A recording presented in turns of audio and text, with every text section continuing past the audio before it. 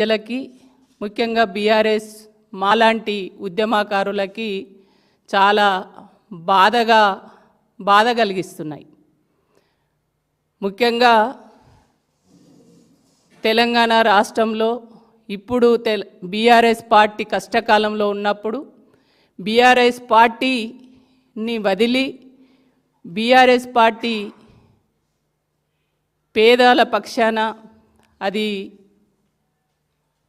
లగిచెర్ల సంఘటన కావచ్చు, ఇక్కడ పేదోళ్ళ ఇల్లు కూల్చినటువంటి సమయంలో పేదోళ్ళ పక్షాన ఉండడం, రైతుల పక్షాన ఎక్కడ చూసినా పేదోళ్ళ పక్షాన నిలబడి కొట్లాడి ఉద్యమిస్తున్నటువంటి బీఆర్ఎస్ పార్టీ పైన ఆరోపణలు చేయడము విడ్డూరంగా అనిపిస్తుంది.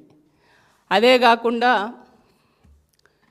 ఇవాళ బీఆర్ఎస్ పార్టీ ఎక్కడ ప్రశ్నిస్తే, ఎక్కడ నిలదీస్తే, ఎక్కడ ప్రజల పక్షాన గొంతు విప్పి మాట్లాడితే, ప్రజలకు ఎక్కడ అన్యాయం జరిగితే ఆ అన్యాయాన్ని లేవనెత్తినప్పుడు కవిత గారు ప్రెస్ మీట్ పెడుతున్నారు.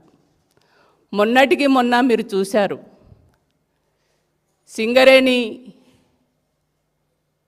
పైన ఆ సింగరేణిలో జరిగినటువంటి అవినీతి ఆరోపణలు, అక్కడ జరిగినటువంటి టెండర్లు, వాటిపైన చాలా వివరంగా హరీష్ అన్న మాట్లాడినాక వెంటనే ఒకవైపు ప్రభుత్వం రేవంత్ రెడ్డి వెంటనే నోటీసులు ఇచ్చి విచారణకు కాల్ఫర్ చేయడం, ఆ తర్వాత వెంటనే కవిత గారు ప్రెస్ మీట్ పెట్టడం. అంటే కవిత గారికి లగిచెర్ల సంఘటన గుర్తొస్తలేదు, ఇక్కడ రేవంత్ రెడ్డి హైదరాబాదులో పేదోళ్ళ ఇండ్లు కూల్చినప్పుడు అప్పుడు మరి నోరు విప్పట్లేదు. ఇవాళ రేవంత్ రెడ్డి చాలా హామీలు ఇచ్చారు, 6 గ్యారెంటీలు కానీ 420 హామీలు, అందులో ఇప్పటి వరకు ఒకటి కూడా అమలు చేయలేదు. మరి ఆ ప్రభుత్వం చేసినటువంటి హామీలు ఏవైతే ఉన్నాయో ఆ ప్రభుత్వంలో అమలు కానటువంటి అంశాలపైన ఎప్పుడు మాట్లాడారు.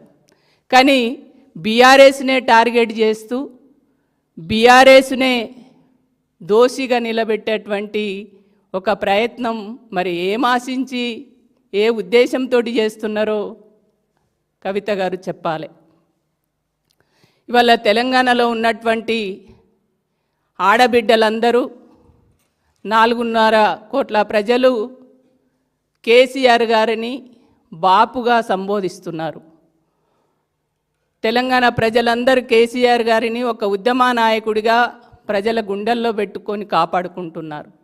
కానీ అదే కేసీఆర్ గారిని దోషిగా నిలబెట్టాలనేటువంటి ఒక బిడ్డగా మీరు చేస్తున్నటువంటి ప్రయత్నం ఏదైతే, తప్పుడు ప్రచారం ఏదైతే ఉందో అది ఖచ్చితంగా తెలంగాణ ప్రజలు చూస్తున్నారు, గమనిస్తున్నారు. మీరు ఏం ఆశించి చేస్తున్నారు అనేది తెలంగాణ ప్రజలు ఆలోచించకుండా ఉండలేరు. ఎందుకంటే తెలంగాణ ప్రజలు చాలా చైతన్యవంతమైనటువంటి ప్రజలు.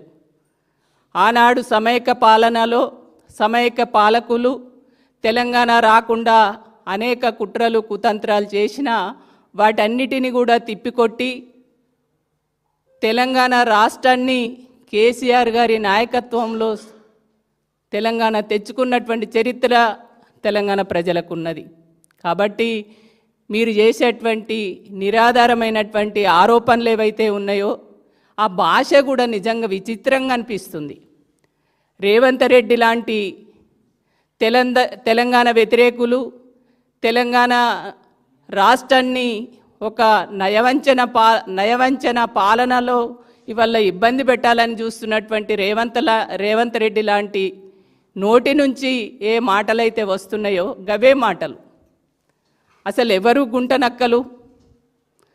ఇవాళ తెలంగాణ ప్రజల పక్షాన మాట్లాడి తెలంగాణ ప్రజల పక్షాన నిలబడ్డటువంటి వాళ్ళ అదే తప్పుడు కూతలు కూసి తప్పుడు మాటలు మాట్లాడి తెలంగాణకు అన్యాయం చేయాలని చూస్తున్నటువంటి ఆ వర్గాలను తప్పుడు ఏ వర్గ ప్రజల నైతే వంచిస్తున్నారో అట్లాంటి వాళ్ళను కాపాడడం కోసం చేస్తున్నటువంటి ప్రయత్నాలు వాళ్ళు గుంటనక్కల ఎవరు గుంటనక్కల అనేది ఆలోచించుకోవాల్సినటువంటి అవసరం ఉంది. కాబట్టి మీరు ఇట్లాంటి మాటలు మీరు చెయ్యండి. మీరు ఎందుకంటే బీఆర్ఎస్ పార్టీలో ఉన్నప్పుడు మరి అప్పుడు మాట్లాడని మాటలు అప్పుడు కనబడని అవినీతి ఇప్పుడు కనబడుతుంది. మరి ఇప్పుడు కనబడుతున్నటువంటి మీకు మరి ఏం ఆశించి ఏం కావాలని ఏ ఉద్దేశంతో మీరు మాట్లాడుతున్నారో తెలంగాణ ప్రజలకు తెలుసు. కానీ మీరు ఈ మాటల ద్వారా మీరు సాధించేది ఏంది? మేము కూడా బీఆర్ఎస్ పార్టీ నాయకులకు మాటలు రావా? మేము మాట్లాడాలనుకుంటే మాట్లాడలేమా? కానీ మీరంటే మాకు ఒక గౌరవం.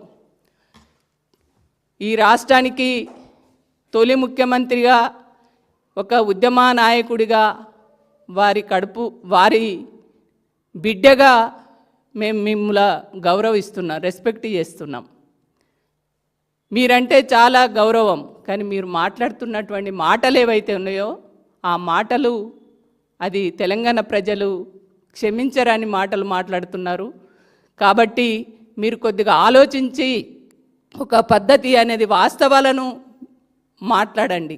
కానీ తప్పుడు మాటలు తప్పుడు సమాచారాన్ని ప్రజలకు చేరవేసే విధంగా మీరు మాట్లాడే పద్ధతి ఏదైతే ఉందో అది సరైనటువంటిది కాదనేది మీరు గుర్తుపెట్టుకోవాల్సినటువంటి అవసరం ఉంది. కాబట్టి తెలంగాణలో రేవంత్ రెడ్డి చేసిన అన్యాయాలు మీకు మంచిగా అనిపిస్తుంది. ఇవాళ సింగరేణి కార్మికులకు అన్యాయం జరుగుతుంటే మేము ప్రశ్నిస్తుంటే ఆ బండారాన్ని బయట పెడితే వాళ్ళు టెండర్లనే క్యాన్సిల్ చేసుకుంటే అదేమో మీకు ఒప్పు అనిపిస్తుంది, మాదేమో బీఆర్ఎస్ పార్టీ ఏమో తప్పుగా మీకు కనబడుతుంది. ఇవన్నీ తెలంగాణ ప్రజలు గమనించారా?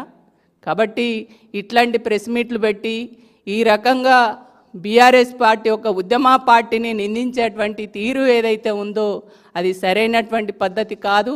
ఇవల్ల మీరు మాట్లాడేటువంటి మేము కూడా కౌంటర్ అంతకంటే గొప్పగా ఇవ్వగలుగుతాం కానీ మాకు సంస్కారం అనేది అడ్డం వస్తుంది.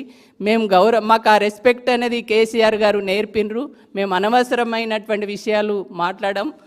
మీరు ముందు కూడా భవిష్యత్తులో మీరు ఏం కావాలనుకుంటారో మీరు మీ పార్టీ విధి విధానాలు చెప్పుకోండి. మీరు రాష్ట్రానికి ఏం చేయాలనుకుంటున్నారో చెప్పుకోండి. ప్రజలకు ఎట్లాగా అండగా ఉండాలనుకుంటున్నారో చెప్పండి. కానీ ఇవాళ ప్రధాన ప్రతిపక్షంగా పార్టీగా తెలంగాణ రాష్ట్రంలో ఉన్నటువంటి బీఆర్ఎస్ పార్టీనే టార్గెట్ చేసి ఇవాళ అధికార పార్టీకి ఉపయోగపడే పద్ధతిలో